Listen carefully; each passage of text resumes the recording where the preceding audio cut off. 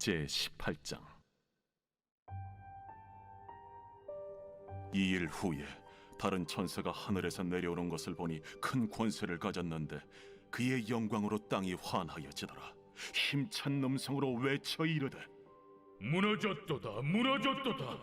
큰 성 바벨론이여, 귀신의 처소와 각종 더러운 영이 모이는 것과 각종 더럽고 가증한 새들이 모이는 곳이 되었도다. 그 음행의 진노의 포도주로 말미암아 만국이 무너졌으며 또 땅의 왕들이 그와 더불어 음행하였으며 땅의 상인들도 그 사치의 세력으로 치부하였도다. 또 내가 들으니 하늘로부터 다른 음성이 나서 이르되, 내 백성아, 거기서 나와 그의 죄에 참여하지 말고 그가 받을 재앙들을 받지 말라. 그의 죄는 하늘에 사무쳤으며 하나님은 그의 불의한 일을 기억하신지라. 그가 준 그대로 그에게 주고 그의 행위대로 갑절을 갚아주고 그가 섞은 잔에도 갑절이나 섞어 그에게 주라. 그가 얼마나 자기를 영화롭게 하였으며 사치하였든지 그만큼 고통과 애통함으로 갚아주라. 그가 마음에 말하기를 나는 여호왕으로 앉은 자요 과부가 아니라 결탄코 애통함을 당하지 아니하리라 하니, 그러므로 하루 동안에 그 재앙들이 이르리니 곧 사망과 애통함과 흉년이라. 그가 또한 불에 살라지리니 그를 심판하시는 주 하나님은 강하신 자이심이라.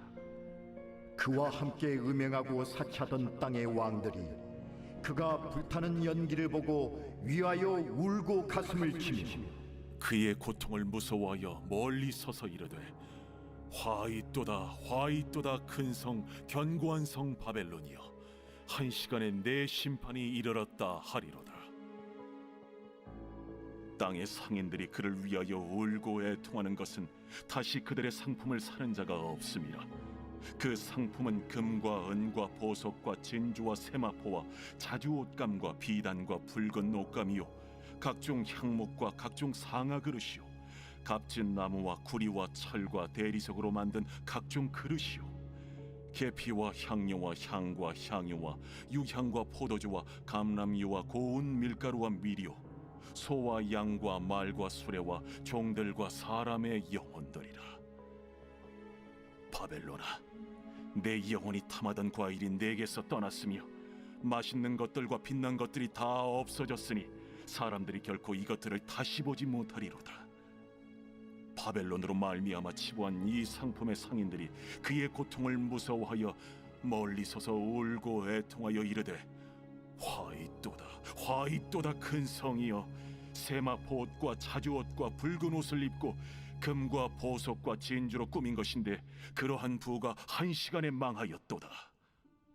모든 선장과 각처를 다니는 선객들과 선원들과 바다에서 일하는 자들이 멀리 서서 그가 불타는 연기를 보고 외쳐 이르되, 이 큰 성과 같은 성이 어디 있느냐 하며 티끌을 자기 머리에 뿌리고 울며 애통하여 외쳐 이르되, 화이또다, 화이또다. 이 큰 성이여, 바다에서 배부리는 모든 자들이 너의 보배로운 상품으로 치부하였더니 한 시간에 망하였도다.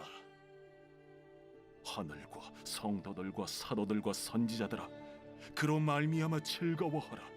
하나님이 너희를 위하여 그에게 심판을 행하셨음이라 하더라. 오늘 새벽에도 주님의 보좌 앞으로 나오신 성도님들에게 하나님의 은혜와 평강이 함께 하시기를 축원드립니다. 오늘 요한계시록 18장 말씀 함께 살펴보도록 하겠습니다. 교회의 연약하고 부족한 모습을 사도 요한이 환상 중에 보게 됩니다. 7교회는 모든 역사적 교회와 또 모든 지역 교회 그리고 모든 성도들의 신앙의 상태를 보여주고 있지요.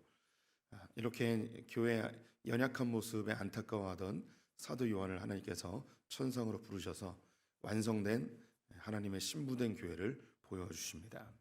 어떻게 이 초라한 교회가 완성된 교회, 아름다운 교회로 만들어질 것인가? 그것이 바로 세 가지의 재앙으로 묘사되어 있는 인해재앙, 나팔재앙, 대접재앙입니다. 이 세 가지의 재앙은 각각 다른 것이나 혹은 시간 순서대로 펼쳐지는 것이 아니고 같은 것인데 주님이 가까이 올수록 이게 더 심화되어지고 더 전 세계적으로 이런 재앙들이 일어나게 되는 것을 묘사하고 있습니다. 그래서 우리 성도님들이 요한계시록을 볼 때 이 인해 재앙, 나팔 재앙, 대접 재앙을 큰 세트로 보시고 큰 그림으로 그려 보셔야 합니다. 그래서 4 더하기 111의 구조로 되어 있습니다. 인해 재앙에서는 1, 2, 3, 4와 5번째 재앙을 자세히 설명하고 나팔 재앙에서는 5번째와 6번째를 자세히 설명하고 있습니다. 그리고 대접 재앙에서는 6번째와 7번째를 자세하게 설명하고 있습니다. 그래서 우리는 지금 이 대접 재앙에 와 있고요. 대접 재앙이 바로 6번째와 7번째를 자세하게 설명하고 있음을 볼 수 있죠. 그래서 우리는 지금 6번째 재앙을 아주 구체적으로 주님이 설명해 주고 있습니다. 근데 이 일은 현재 진행형이고 마지막 때가 되면 이것이 아주 강하게 그리고 선명하게 드러나게 될 것입니다. 근데 아직 드러난 것이 아니기 때문에 우리가 단정하여서 이거다라고 말하기는 어렵지만 우리가 시대적 흐름을 보면서 이게 아닐까라고 추측은 해볼 수 있을 것 같습니다. 우리 교단이 가지고 있는 이 종말에 대한 개념이 2가지입니다. 이건 20장에 가면 한 번 더 설명을 하겠는데요. 천년왕국을 기점으로 전천년설과 후천년설, 무천년설 이런 게 있습니다. 전천년설은 천년왕국 전에 예수님이 재림한다는 거고 후천년설은 천년왕국 후에 예수님이 재림한다는 겁니다. 그리고 무천년설은 역사적으로 그런 천년왕국이 없다는 거예요. 우리 교단은 역사적으로 천년왕국이 없다는 것과 전천년설을 따르고 있습니다. 칼빈과 루터, 조나단 에드워드, 어거스틴 이런 분들이 거의 대부분 무천년설을 이야기하고 있고요. 전천년설이 또 지지하는 사람들도 있습니다. 왜냐하면 성경에 예수님이 재림하신 이후에 1000년 동안 다스린다 이런 표현이 있기 때문에 예수님 재림하신 이후에 천년왕국이 있을 것이다라고 문자적으로 설명하는 사람들도 있습니다. 지금 우리 교단에서는 이 2가지의 위치에 있는데 퍼센테이지를 따지기 어렵지만 무천년설을 주장하는 사람들이 좀 더 많고 전천년설을 주장하는 사람들이 점점 줄어들고 있는 형태입니다. 80년대, 90년대는 이 전천년설, 우리가 흔히 이야기하는 그 천년왕국이 예수님 재림하신 이후에 믿는 사람들이 다 모여서 1000년 동안 다스린다 이런 이야기를 많이 들었었는데 이것을 지지하는 사람은 점점 줄어들고 있습니다. 저는 어디에 해당되냐면 저도 무천년설을 따르고 있습니다. 이 땅에서 예수 그리스도가 실제적인 왕이 돼서 믿는 사람들이 1000년 동안 다스리는 이런 일은 존재하지 않을 것이라고 생각합니다. 그것은 20장에 좀 더 자세히 설명을 드리고요. 지금 우리가 이제 6번째 재앙쯤에 와 있다고 말씀을 드렸는데 이 요한계시록이 1세기 사람들에게도 은혜가 되어야 되고 1000년에 살고 있었던 사람들도 은혜가 되어야 하며 지금 우리에게도 은혜가 되어야 합니다. 말씀은 어느 때는 진리이고 어느 때는 아니고 이런 게 아니죠. 언제나 이 말씀은 진리입니다. 그래서 우리 성도님들에게 이 종말은 개인의 종말이 있고 공동체의 종말이 있고 역사적 종말이 있다고 말씀을 드렸습니다. 그래서 요한계시록은 단순히 한 면만 보고 먼 훗날 마지막 때에 일어날 종말 이렇게 멀리 치부해 버려서는 안 되고 이것은 한 공동체의 종말일 수도 있고 한 개인의 종말일 수도 있습니다. 그래서 이것이 개인에게도 적용되어야 하며 또 공동체, 교회, 국가적으로도 적용되어지고 또 인류 전체에게도 적용되어져야 합니다. 오늘 이 18장은 큰 성 바벨론이 멸망하는 장면입니다. 이런 말씀을 보면서 먼 훗날 세상이 멸망하겠구나 이 정도로 나와 아무 관계없는 먼 훗날 일어날 일에 대해서만 생각하신다면 성경이 우리와 아무 상관없는 것이 되어버립니다. 이 18장에 있는 이 내용은 곧 나의 이야기고 우리 교회의 이야기고 이 민족에 대한 이야기입니다. 과거에도 이런 일들이 있었고 지금도 이런 일들이 일어나고 있고 그리고 먼 훗날 어느 국가, 어느 조직, 누군가에게 일어날 일이며 또 역사 전체에게도 일어날 일입니다.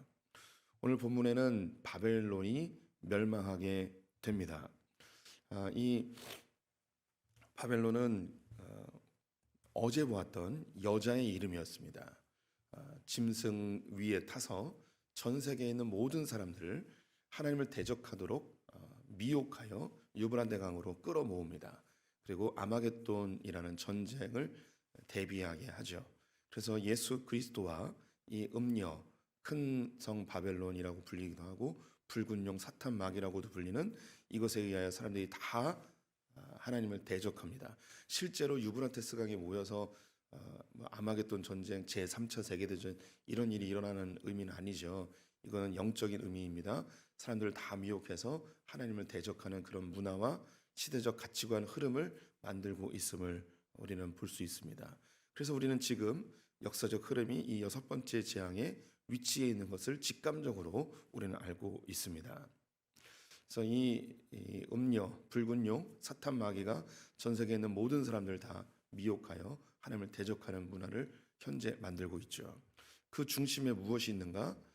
죽었다가 다시 살아난 짐승. 그래서 이 죽었다가 다시 살아난 짐승을 성경 안에서는 해석할 수가 없습니다. 사실 알 수 없어요. 그런데 우리가 지금 6번째 재앙의 시대에 살고 있기 때문에 이 죽었다가 다시 살아난 이 짐승이 우리 시대에서는 해석할 수 있는 거죠. 그래서 이것을 물질주의, 자본주의로 보는 것이 저의 의견입니다. 그러면 이 바벨론이 무엇인가? 이것은 첫 번째 바벨론으로 가봐야 됩니다. 그것이 창세기 11장에 있는 바벨탑이죠. 노아의 홍수 이후에 사람들이 또 다 함께 모여서 하나님을 대적하는 문화를 만들게 됩니다. 하늘 높이 탑을 쌓아 흩어짐을 면하고 자기 이름을 내고자 합니다. 여기서 하늘에 닿도록 탑을 쌓자고 하는데 여기서 이 하늘이 우리가 주일학교 시절에 그려졌던 이미지는 전 세계에 있는 사람들이 다 바벨론에 모여서 하늘 꼭대기까지 탑을 쌓아서 하늘을 뚫고 올라가는 그런 거대한 탑을 쌓는 이런 그림을 많이 가지고 있습니다. 그런데 여기서 이 하늘이라는 이 단어가 우리가 보고 있는 그 하늘이 아니에요. 그래서 영어로 스카이가 아니고요. 헤븐으로 되어 있습니다. 성경에서 헤븐은 우리가 흔히 이야기하는 천국이죠. 이런 천국이라는 개념보다는 하나님이 계신 곳 혹은 우주. 성경에서 헤븐이라 하면 우주입니다. 우주. 그리고 하나님과 연관하여서 헤븐을 쓰면 하나님이 계신 곳 이런 개념이죠. 그래서 탑을 하늘 꼭대기까지 쌓는다는 것은 높은 빌딩을 세운다는 의미가 아니고 하나님을 대적하는 문화를 만들고 있는 것입니다. 그래서 그들의 이름을 내는 거예요. 그들의 삶이 하나님의 영광을 위한 삶이 아니고 자기의 이름을 내기 위한 삶으로 살아가는 거죠. 흩어짐을 면하는 즉 하나님의 보호하심과 하나님의 품 안에서 살아야 하는데 하나님 없이 자기의 힘으로 자기 인생을 자기가 보호하고자 하는 안전장치들을 만드는 문화를 만들어 갔습니다. 그래서 모든 사람들이 이 바벨탑을 쌓는 거죠. 이 바벨 제국 안에 몰려들어서 이 안에 있으면 안전한 거예요. 이 제국 안에 들어있으면 자기의 이름이 높아지는 거죠. 성공한 인생이 되는 겁니다. 그래서 인류는 이런 바벨탑을 쌓는 흐름으로 지금도 계속 이어져 가고 있습니다. 하나님께서 바벨탑을 쌓고 있는 인류의 언어를 다 갈라버리셨죠. 그들은 함께 도모하여 하나님을 대적하는 문화를 더 이상 만들 수가 없게 되었습니다. 이 갈라진 이 언어가 민족과 방언과 열방으로 이루어지게 됩니다. 이렇게 각각의 문화와 또 민족과 언어와 방언들로 다 흩어진 사람들은 그 바벨탑을 쌓던 그 속성을 그대로 가지고 있습니다. 그래서 하나님 없이 이 땅을 살아가고 있죠. 그래서 그들은 자기의 이름을 내려 합니다. 그리고 자기의 미래를 조금 더 안전한 세상으로 만들려고 합니다. 그래서 사람들이 추구하는 모든 행동들은 성공과 안전으로 귀결됩니다. 돈을 벌려는 이유, 돈을 많이 벌면 성공했다고 인정받습니다. 돈을 많이 벌면 미래가 안전하다고 생각을 합니다. 좋은 대학에 가려는 이유, 좋은 대학에 가면 사람들이 성공했다고 인정해주고 미래가 안전하다고 생각을 합니다.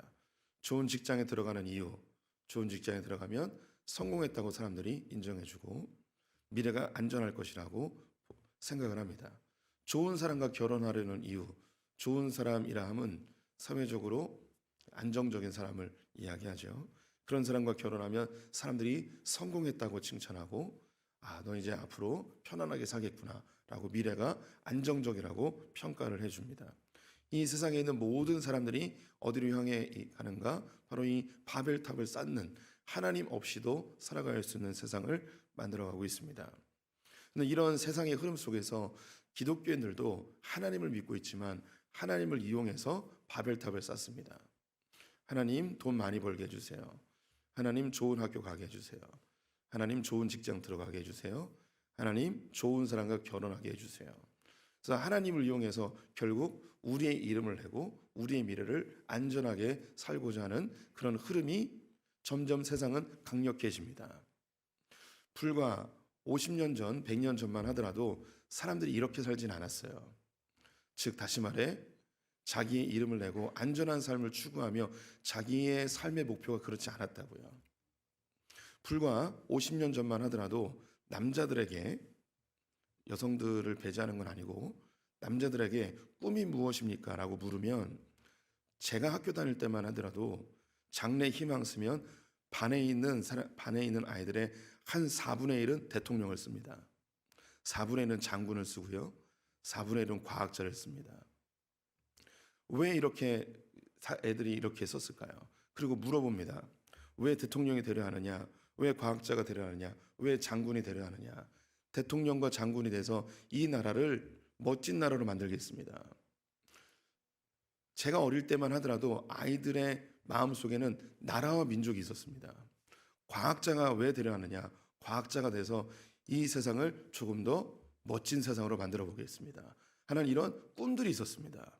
그런데 지금 아이들의 장래 희망이 무엇입니까? 라고 물으면 1번이 건물주, 2번이 공무원. 아이들의 꿈이 다 바뀌었죠. 이건 아이들의 꿈뿐만 아니라 이 땅에 있는 모든 사람들의 꿈이 바뀌었습니다. 100년 전으로 가보겠습니다. 100년 전에 우리 이 나라에 있는 사람들의 꿈이 뭐냐면, 희망이 뭐냐면 사대부가 되는 거예요. 주군을 위하여서 목숨을 바쳐 군자의 도를 다하는 것이 목표였습니다. 삶의 방향이 완전히 달랐습니다. 그러면 더 이전으로 가면 그때는 또 다른 그런 자기들의 민족과 국가와 왕을 위하여서 목숨을 바치는 선비정신, 기사도 이런 게 있었죠. 그런데 지금은 그게 전 세계적으로 다 사라져 버렸습니다. 사람들이 다 어디로 향하고 있는가? 개인적 성공과 개인적 안전을 위하여 바벨탑을 열심히 쌓고 있죠. 조금 더 올라가 보겠습니다. 바벨탑을 쌓기 전에 인류가 한번 멸망하였습니다. 노아의 홍수로 멸망하게 되었죠. 창세기 6장에 하나님이 이 인류를 홍수로 멸망시킬 수밖에 없는 이유에 대해서 설명해 주고 있습니다. 이유는 아주 간단합니다. 그들이 마음으로 생각하는 모든 것이 악하다라고 하였습니다. 최초의 인류에 있는 모든 사람들이 그 생각하는 모든 것이 악하였습니다. 제가 이 부분은 너무 많이 설명을 하고 자주 설명해서 이미 다 아시리라고 생각이 듭니다. 그 최초의 인류가 생각했던, 그들이 행하였던 그 악은 무엇일까요? 사람의 물건을 빼앗고 살인하고 간음하고 이런 우리가 흔히 이야기하는 행위적인 그런 죄를 생각하시면 큰 오산입니다. 그때 그들이 지었던 죄를 예수님이 마태복음 24장에서 아주 구체적으로 이야기하십니다. 그들의 죄악은 먹고 마시고 시집가고 장가가는 것이었습니다. 최초의 인류가 생각하는 그 모든 것이 먹고 마시고 시집가고 장가가는 것, 어떻게 하면 잘 먹고 잘 살까? 어떻게 하면 내 자식들 좋은 데 시집장가 보낼까? 이것이 그들이 생각하는 모든 것이었습니다. 이것을 하나님은 악하다라고 이야기하죠. 그런데 이게 왜 악할까요?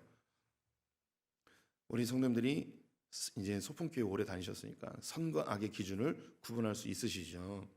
착한이라는 게 선이 아니고 나쁜이라는 게 악이 아니에요. 성경에서 이야기하는 선은 하나님의 뜻대로 사는 것을 선이라 하고, 악을 하나님의 뜻대로 살지 않는 것을 악이라고 이야기하는 것입니다.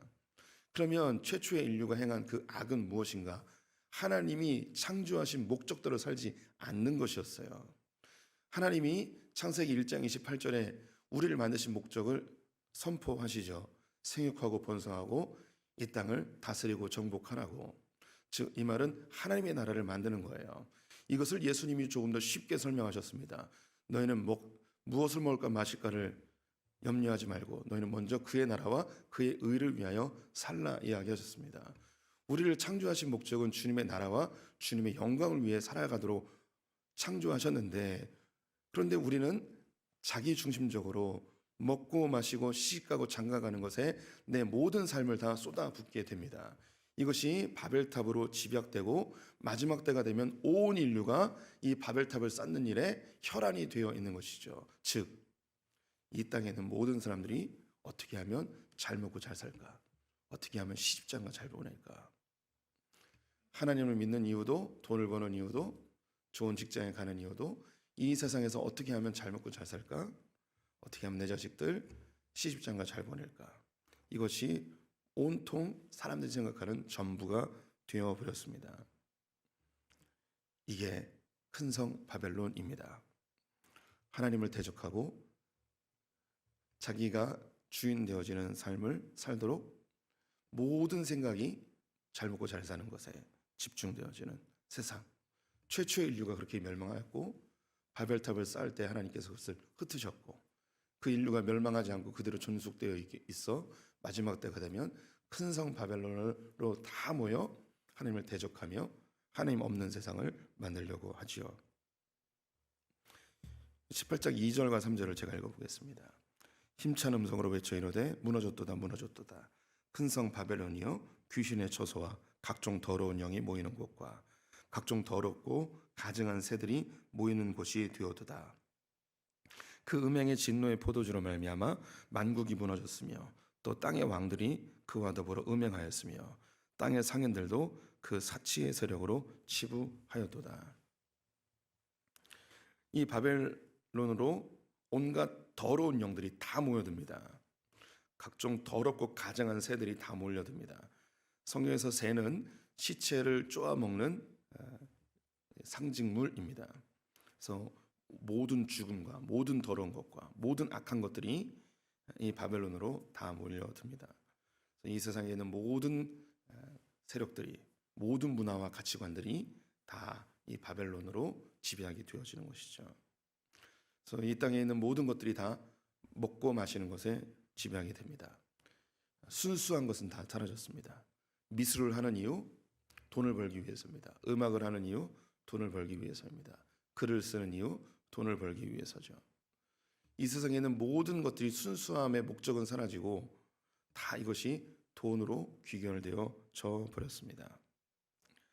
그래서 사람들이, 모든 왕들이 이곳에 모여서 음행을 합니다. 하나님은 사라져버리고 이 땅에 있는 물질만 숭배하게 되죠. 제가 지지난 시간에 이 왕들은 이 땅의 왕들을 뛰어넘는 개념이라고 말씀드렸습니다. 하나님을 왕으로 섬기지 않는 이 땅에 스스로 왕되고자 하는 모든 사람들을 의미합니다. 여기 이제 상인들이 사치로 치부합니다. 여기서 이 상인들 역시 단순한 상인들이 아니고 이 땅에서 부하고자 하는 모든 사람들을 의미합니다. 이들이 다 이곳으로 몰려드는 거예요. 이곳에서 자기의 이름을 내려하고 여기서 부유해지고 미래가 안정적인 삶을 살기 위하여 다 이곳으로 몰려들고 있습니다. 그런데 이것이 한순간에 무너진다는 거죠. 한순간에. 오늘 6절 7절을 제가 읽겠습니다. 그가 준 그대로 그에게 주고 그의 행위대로 갑절을 갚아주고 그가 섞은 잔에도 갑절이나 섞어 그에게 주라. 그가 얼마나 자기를 영화롭게 하였으며 사치하였는지 그만큼 고통과 애통함으로 갚아주라. 그가 마음에 말하기를 나는 왕으로 앉은 자요 과부가 아니라 결탄코 애통함을 당하지 아니하리라. 이곳은 너무 아름답고 화려합니다. 영화롭습니다. 사치스럽습니다. 그런데 그만큼 더 고통스럽고 애통하게 된다고 합니다. 그리고 이 큰 성 바벨론, 이 음녀가 이야기하기를 나는 여왕이라. 내가 이 세상에 있는 모든 사람들과 이 왕들과 상인들을 내가 다 통치한다. 나는 과부가 아니다. 나에겐 결코 애통함을 당하지 않을 것이다. 망하지 않는다는 거죠. 흔한 말로 돈은 절대 배신하지 않는다고 사람들이 다 얘기를 하는 것입니다. 그런데 이것이 한순간에 무너진다는 거예요. 이 본문이 미래의 본문으로만 여기시면 안 되고 지금 우리에게도 그리고 과거의 신앙인들에게도 이 본문이 적용이 되었다는 거죠. 지금도 이런 일들은 수없이 많이 일어나고 있습니다. 돈을 위하여서 가족도 버리고 사람도 버리고 배신하고 심지어 자기의 건강까지도 파괴하며 돈을 벌기 위해 혈안되어 있는 사람들이 많이 있습니다. 이 세상에는 그런 사람들이 너무나 많이 있죠. 그들이 생각하는 한 가지는 그것입니다. 절대 돈은 배신하지 않는다. 이것을 쫓아서 가게 되는데 너무나 아름답고 영화롭고 그런데 그만큼 더 고통과 애통이 갑절로 오게 된다는 거예요. 그거 쫓아가면 애통과 고통이 갑절로 오게 된다는 것입니다. 네가 행한 그들 거기에 갑절로 섞어서 갚아준다는 거예요. 이미 우리 성도님들은 많은 증거를 알고 있습니다. 돈을 쫓아서 살았던 사람들이 얼만큼 처참하게 인생이 망가지는지 우리는 알고 있습니다.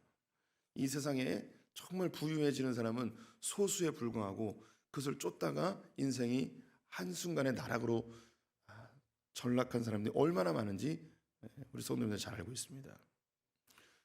우리 성도님들이 뭐 주식을 잘 모르실 수도 있는데 어제 한국 주식시장이 난리가 났습니다. 6개 종목이 갑자기 완전히 곤두박질 쳤습니다. 40만 원이었던 주가가 10만 원 밑으로 고꾸라지면서 여기에 투자한 사람들이 다 엄청나게 손해를 봤습니다. 어제 한국 주식시장은 정말 폭탄을 맞은 상황입니다. 뭐 이런 일들이 어제만 일어난 일은 아니고 매 순간 일어나죠. 그들이 추구하는 거는 주식으로 돈을 많이 벌고자 하는 거예요. 이것 때문에 돈을 많이 번 사람도 있겠죠. 이게 참 신기한 게 그렇게 벌면 2배로 또 투자해요. 그러면 2배로 또 손해보고. 이 세상에 그런 일들이 흔히 많이 일어나게 되어 있습니다.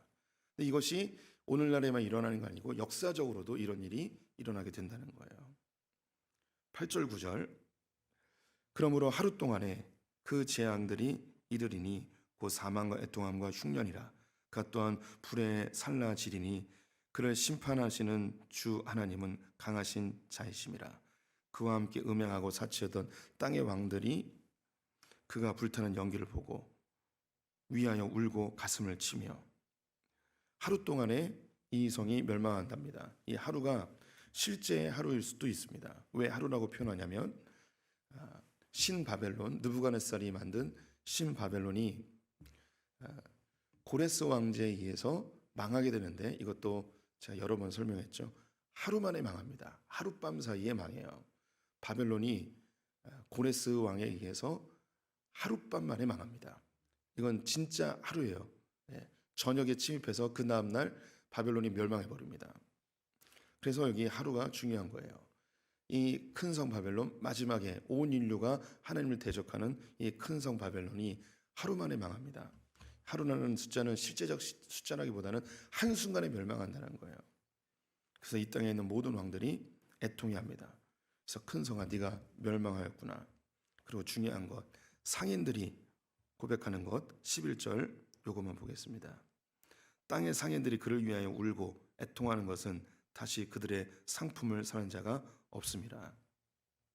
제가 왜 이 마지막 멸망이 자본주의라고 말씀을 드리냐면 마지막 바벨성이 멸망하게 되면 어떤 현상이 일어나는가? 거래를 못합니다. 상품을 팔거나 사지를 못해요. 더 이상 자본이 자본의 역할을 못하는 거죠. 이 일은 국가적으로 실제로 일어납니다. 지금 베네수엘라나 이런 나라에서는 계란 한 판을 살기 위해서 니어카로 돈을 싣고 가야 되는 그런 나라들이 있습니다. 인플레이션이 엄청나게 높아지면 자기가 아무리 많은 돈을 갖고 있어도 이 돈으로 밥 한 끼를 사 먹을 수 없는 그런 사회가 되는 것이죠. 이 자본주의가 멸망했을 때 나타나는 현상이에요. 이런 일들이 일어난다는 거죠. 근데 제가 이제 자본주의라고 말씀드렸는데 이게 저의 판단이지 이거는 우리가 역사적으로 이제 살아봐야만 증명될 수 있는 것입니다. 뒤에 설명은 조금 더 이제 내일 더 해드리도록 하겠습니다. 여기서 중요한 한 말씀을 한다면 4절 말씀입니다. 4절 또 내가 들으니 하늘로부터 다른 음성이 나서 이르되 내 백성아 거기서 나와 그의 죄에 참여하지 말고 그가 받을 재앙들을 받지 말라. 주님이 이 마지막 6번째 재앙의 때를 살아가고 있는 우리들에게 선언하십니다. 내 백성아 거기서 나와라. 내 백성아 거기서 나와라. 예.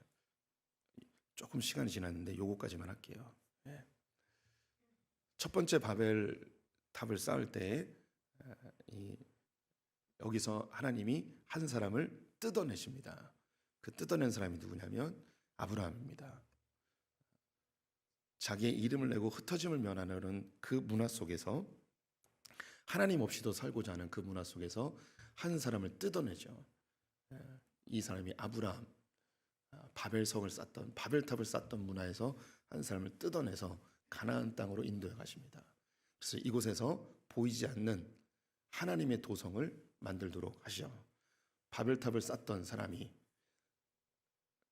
자기의 이름을 내고 흩어짐을 면하려는 그 문화 속에 살던 한 사람을 끄집어내서 가나안 땅으로 인도하여 황량한 광야에서 유목민의 삶을 살며 성을 쌓는 것이 아니고 눈에 보이는 성을 쌓는 것이 아니고 하나님의 도성을 쌓게 합니다.